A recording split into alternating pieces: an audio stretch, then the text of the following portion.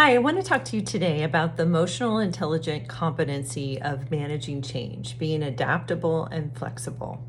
And right now, the waves of change are just coming at us. That's personally, professionally. If you look at the news, change is happening, and it's almost like we have to buckle up because it's not going to stop. And we need to learn how to ride these waves of change instead of trying to fight them or swim through them. We need to learn how to ride them.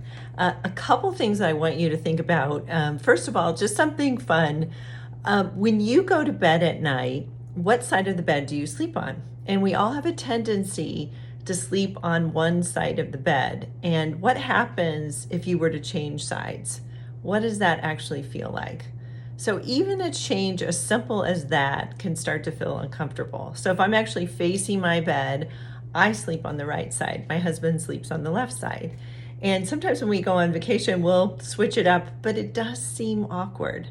So even a subtle change, like changing the side of the bed that you sleep on, can make you feel uncomfortable.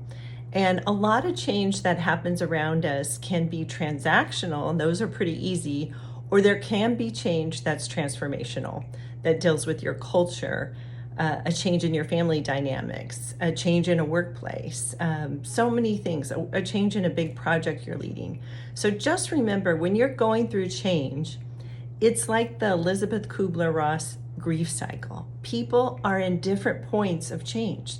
So some people are at denial, shock, they're in depression, they're just not ready to move forward. And then other people are starting to make a decision to go forward and integrate the change in their life.